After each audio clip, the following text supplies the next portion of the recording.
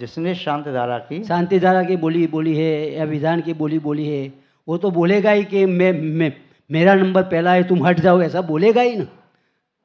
ऐसा उचित है कि नहीं है महाराज जी? देखिए, ये हम आपसे जिसने बोली है वो तो करेगा, पहला ही करेगा ना। मेरी बात सुन लीजिए, मैं आपसे एक बात पूछना चाहूँ, बोली बोलने का कथन कौन से शास्त्र में है?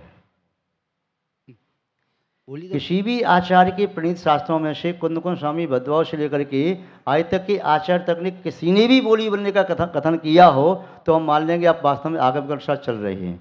ये बोली नहीं, कहीं भी किसी भी आचार्य ने बोली बोलने का विधान किया हो तो हम मान लेंगे वास्तव में आप तो आगम का पालन करें, बोली लगवा रहे हैं। बोली लगाने की परंपरा प्रारंभ हुई क्यों? बोली लगाने की परंपरा आपने ही तो नहीं परंपरा प्रारंभ की है। आज से 50 साल पहले बोली लगती थी क्या? आपको तो याद होगा, हम तो छोटे हैं, चलो इतनी उम्र नहीं, पर आपको ज्ञात होगा जब गांव देहात में जब आप रहती थी उस समय अभिषेक की शानदारी बोली लगती थी क्या?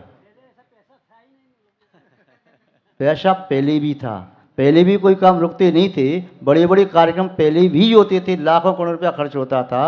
आज व्यक्ति की मनस्थिति ऐसी बना दी है अहंकार का पोषण करने के लिए, जैसे अंग्रेजों ने चाय पीना सिखा दिया ऐसे हमने समाज को अहंकार का पोषण करना सिखा दिया।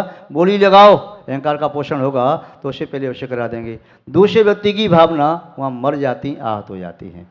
ये गलती है, हम भी सुधार नहीं पा रहे। कई चीज़ ऐसी हैं वर्तमान में चल रही हैं तो हम इसका निषेध नहीं कर पा रहे हैं, इतने सामर्थ्य हमारी भी नहीं है, किंतु जो गलत है तो वास्तव में वह गलत ही है।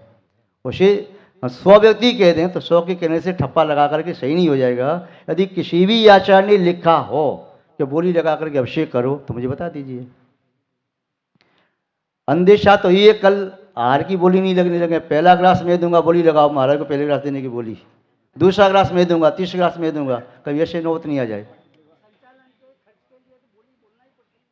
देखिए, पहले भी तो कार्य के संचालन होते थे, एक व्यक्ति पूरा विधान कराता था, कहता मेरी ओर से पूरा विधान है, 1 लाख लगे, 2 लाख लगे, 5 लाख लगे, पूरे विधान होते थे। और श्रद्धालु व्यक्ति मंदिर की गुल्लक में डालता था, चाहे 1000 डाली, 500 डाली, 100 रुपये डाली, डालते थे, पैसे की कमी नहीं आती थी। पहले मंदिर बनते थे, मंदिर के साथ 10 बीघा, 50 बीघा, 5 बीघा खेत भी होता था, प्रॉपर्टी मंदिर की होती थी। आज मंदिर की प्रॉपर्टी नहीं होती, मंदिर खूब बन रही हैं, छोटी सी दुकान में मंदिर बन रही है, मंदिर बन रही हैं, पैसा इकट्ठा भी कर लेंगे, बैंक में जमा करेंगे, उसको व्यापार में लगाएंगे, कहीं और लगाएंगे, उससे और पाप होता चला जाएगा। ये सब व्याख्या करने में शायद आपको अरुचिकर लगेगा, किंतु सत्य बड़ा कड़वा होता है। आप समझ रही हैं कि वास्तव में आगम की व्यवस्था क्या है, आज वर्तमान काल की व्यवस्था हमने क्या कर दी है। ये गलती आगम की नहीं है, गलती अपनी ही है। विद्वान लोग भी आते हैं, बोली खूब लगवाते हैं, अच्छी बोली लगवाएंगे, समाज को कमा के दिया, 50 लाख कमा के दिया तो विद्वान को 5 लाख आप ही दे देंगे। अरे पंडित जी दे दो भाई, अपना क्या जाता है, उन्हें कमा के दिया ना 50 लाख तो आप दे देते। तो विद्वान भी सोचता है समाज कई बड़ी अच्छे विद्वान है, क्यों इतना पैसा इकट्ठा करा दिया इन्होंने। तो इसलिए आज बड़े छोटे का मूल्यांकन परिणामों के आधार से नहीं है, धन के आधार से है। यहाँ तक कि कटु सत्य तो यही है, जिस साधु की बोली बहुत बड़ी चली जाए, कलश की बोली, वो साधु बड़ा साधु कहलाएगा, और जिसकी बोली कम जाए तो छोटा साधु कहलाएगा। पैमाने हमने बदल लिए हैं, मापने की इकाइयाँ हमने बदल ली हैं, तो ये अपने लिए दुखद है। इसलिए आज नहीं तो कल पुनः कोई लहर आएगी, फिर ये करने में बदल जाएगा। हम जानते इस स्थायी तो कुछ है नहीं, ये पहले नहीं था, आज है, कल फिर नहीं रहेगा, फिर कल नई परंपरा आएगी, तो चलता रहेगा। किंतु यथार्थता जो है उसे समझ लें, फिर जो कुछ चाहें तो करते रहें। गुरुजी नमस्ते। महाराज जी एक जिज्ञासा पूछ रहे हैं, यहाँ पर बता रहे हैं कि सुनने में आया होगा कि ऐसी कोई परंपरा यहाँ पर स्थापित कर ली है, कोई 10 उपवास या 16 उपवास करता है, 16 कर्ण के या पर्युषण पर्व के, तो वह पालना करने के उपरांत तो समाज को बुला के निमंत्रण करे, कुछ बांटे, तो ऐसी परंपरा दी है तो गलत है। कोई बता रही होगी महाराज को कि कोई महिला ने उपवास तोड़ दिया, तोड़वा दिया, भाई तुम्हारी सामर्थ्य नहीं है समाज को बुलाने की तो उपवास क्यों करते हो, तो ये उपवास का समाज से बुलाने से कोई संबंध नहीं है। यदि परंपरा कहीं भी ऐसी है तो वो गलत है। इसलिए व्यक्ति अपनी शक्ति से उपवास करे, उसके लिए समाज को भोजन कराना जरूरी थोड़ी है। हाँ जी मयूल भाई। नमस्ते गुरुजी। अध्यात्म शास्त्र जो हम पढ़ते हैं तो उसमें कभी कभार अर्थ का अनर्थ हो जाता है अगर स्वतः अकेले पढ़ते हैं तो उसे गुरु जी के मुख से ही पढ़े तो ऐसा लग रहा है कि उसका ही सही उद्देश्य और उसका ही जो अभ्यास प्रॉपर होगा। एकदम ठीक है। देखो, आप श्रावक हैं। श्रावक, श्रावक शब्द कैसे बना? श्रु धातु से बना। श्रु धातु का अर्थ क्या है? सुनना, श्रोता। श्रोता बनता है। तो श्रु धातु से श्रव, और उसमें अक प्रत्यय लगा करके श्रव का श्राव बना, औ का आव अक प्रत्यय लगाए तो श्रावक। तो जो सुनने वाला है वह श्रावक है। उसका नाम उपासक भी होता है। जो देवशास्त्र गुरु की उपासना करे सो उपासक। ये आपके नाम है, उपाधि है आपकी, श्रावक और उपासक। यदि साधु को, देवशास्त्र गुरु को नहीं सुनता है, अपनी करता है तो श्रावक नहीं है। यदि उपासना नहीं करता है तो उपासक नहीं है। पूजा नहीं करता है तो पूजक नहीं, पुजारी नहीं है। तो गुरु साक्षी शतम व्रतम, गुरु की साक्षी में व्रतों को स्वीकार किया जाता है। और गुरु के सुनने से ही धर्म होता। पहले शास्त्र नहीं लिखे जाते थे, गुरु का उपदेश ही शास्त्र का स्वाध्याय हो जाता था। पहले चौथे काल में, पंचम काल के प्रारंभ में भी शास्त्र नहीं लिखे जाते थे। श्रावक साधु के पास गया, उपदेश सुना और उपदेश सुन करके प्रभावित हुआ, अपनी शक्ति अनुसार नियम ले लिए, इतना ही होता था। अब ये शास्त्र ज़्यादा छपने से श्रावक ने शब्द ज्ञान इकट्ठा कर लिया तो उसे बुद्धि उसकी भ्रमित होने लगी। तो ये भी एक खतरनाक चीज़ पैदा हो गई। स्वकीया पर किया वा, स्वकीया पर किया वा, मर्यादा लोपिनो न रहा, मर्यादा लोपिनो न रहा, न मानवीया किम तेषाम, न माननीयः किम तेषां, न माननीयः किम तेषां, तपो वा सुतमीव च, तपो वा सुतमीव च, तपो वा सुतमीव च। हाँ, स्वकीया, स्वकीया माने अपनी, पर किया दूसरों की, वा अथवा स्वयं की व दूसरों की, मर्यादा लोपनो नरा, जो व्यक्ति अपनी मर्यादा को लोप करता है या दूसरों की मर्यादा का लोप करता है, न माननीय, वह पुरुष सम्माननीय नहीं है, माननीय नहीं है, प्रमाणिक नहीं है। जिसने भी अपनी मर्यादा का उल्लंघन किया वह प्रमाणिक नहीं है, अप्रमाणिक है। चाहे अपनी मर्यादा का उल्लंघन किया, चाहे पर की मर्यादा का उल्लंघन किया, मर्यादा का उल्लंघन करने वाला व्यक्ति सज्जनों की सभा में अप्रमाणिक है।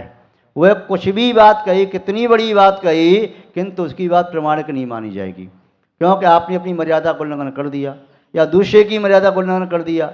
इसीलिए प्रमाणिक वही होता है जो अपनी मर्यादा में रहे और दूसरे की मर्यादा का भी खंडन न करे, तो वह प्रमाणिक व्यक्ति होता है। आचरण मोदी यही कह रही है, स्वकीया पर किया वा मर्यादा लोपनो नरा, जो कोई मनुष्य अपनी व दूसरों की मर्यादा का उल्लंघन करते हैं, लोप करते हैं, किम तेषाम, वे मनुष्य तपोवासुतमेव च, कितनी भी बड़ी तपस्या करें और कितने बड़े शुद्ध ज्ञान को प्राप्त कर लें, फिर भी वे सम्माननीय नहीं होते, वे प्रमाणिक नहीं होते। वे अपने यूथ में भले ही अपने आप को श्रेष्ठ मान करके कहीं अपने मन में कितना बड़ा मान लें, किंतु सज्जनों की सभा में, धर्मात्माओं की सभा में वही व्यक्ति प्रामाणिक होता है जो अपनी और दूसरों की मर्यादा की रक्षा करता है। जिसने मर्यादा का उल्लंघन किया वह बद्ध बंधन आदि को, संकटों को, आपत्ति विपत्ति, दुर्गति, दुरावस्था को नियम से प्राप्त होता है। आप जानते लोक व्यवहार में सीता ने लक्ष्मण रेखा का उल्लंघन कर दिया तो सीता का अपहरण हो गया। यदि अन्य किसी व्यक्ति ने अपनी मर्यादा का उल्लंघन किया, द्रौपदी ने अपनी मर्यादा का उल्लंघन किया, अपने ज्येष्ठ दुर्योधन को कह दिया अंधों के अंधे होते हैं, उसका परिणाम ये निकल के आया, इतना बड़ा महाभारत हो गया।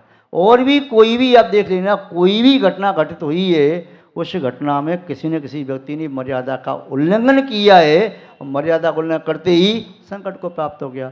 पद्म पुराण में दिया, इंद्र नाम का एक राजा था, उसने मर्यादा का उल्लंघन किया, अपने आप को वासुदेव मान लिया, अपने कुबेर, वरुण, यम, सोम आदि को बना लिए दिग्पाल, और इसके उपरांत अपनी सेना को देव सेना रखा, अपना महल का नाम भी वही सभा रखा, सुदर्शन सेवा इत्यादि सब उसने किया, मर्यादा को उल्लंघन किया, परिणाम क्या हुआ? रावण के द्वारा बंधन को प्राप्त हुआ।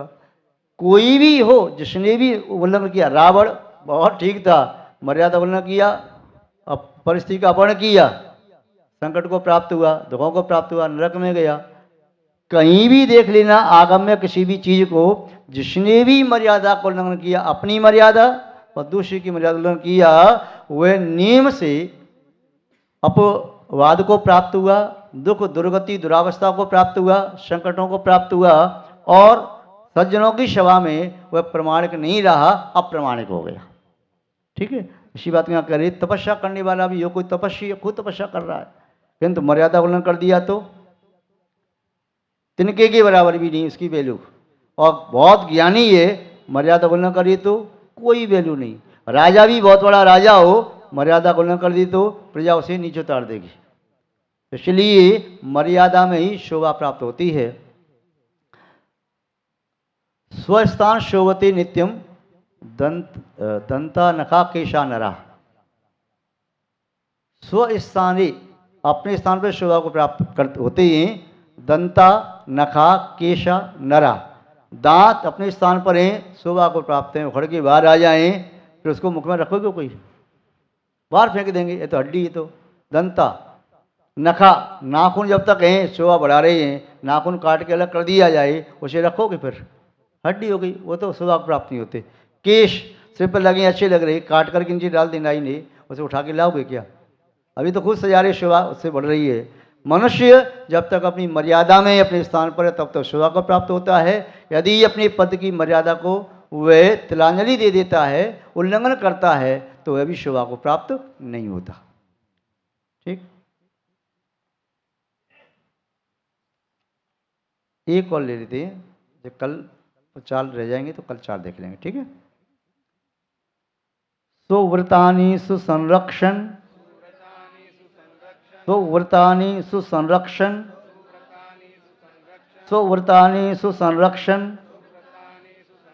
नित्यादि मह मुद्धरित, नित्यादि मह मुद्धरित, नित्यादि मह मुद्धरित, सागारः पूज्यते दैवै, सागारः पूज्यते देवै,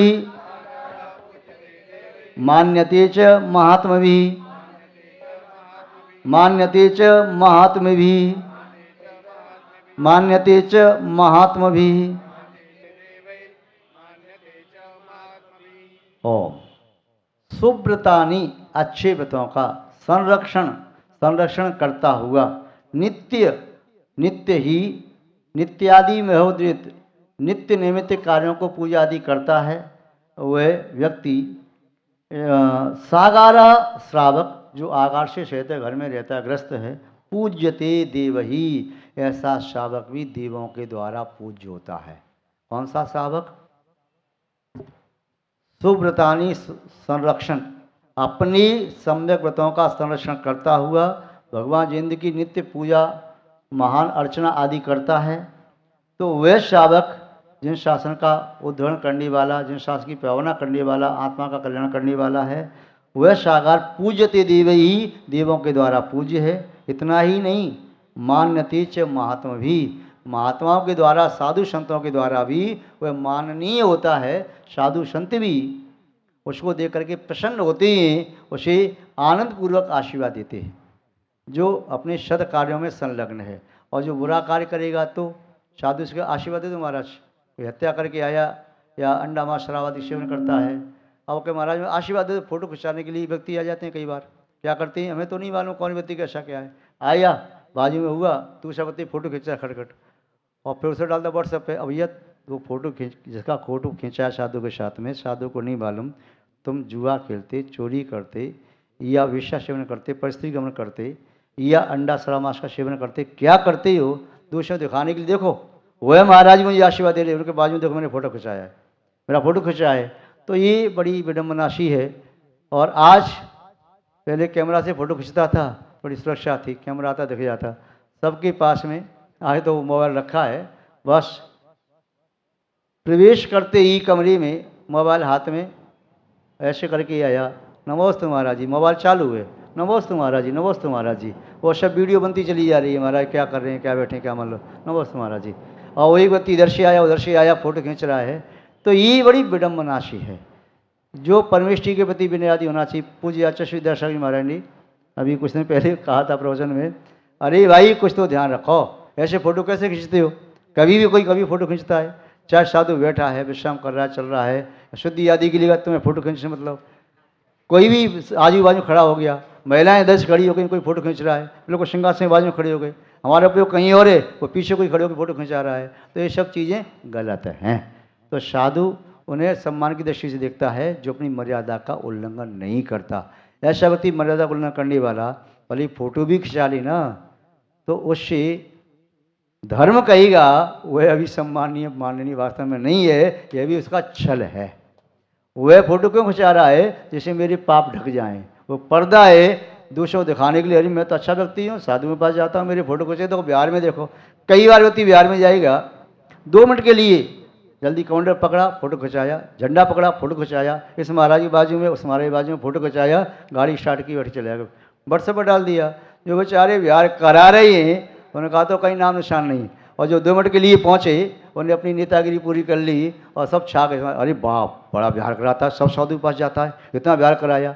तो कई बार ऐसे छल करने वाले व्यक्ति बाद में बड़े परेशान होते हैं। फिर कहते हैं लोग, फिर उसे धर्म की श्रद्धा टूट जाती है, तू तो इतना धर्मात्मा था, ऐसा कष्ट कैसे आ गया? तो धर्म बदनामित हो जाता है। वास्तव में सच्ची सेवा करो तो सच्ची मेवा भी मिलेगी। जो झूठी सेवा करके फिर बाद में दुख प्राप्त करते हैं तो धर्म के प्रति लोगों की आस्था टूटने लगती है। इसलिए छल कपट के साथ ऐसा कार्य मत करो।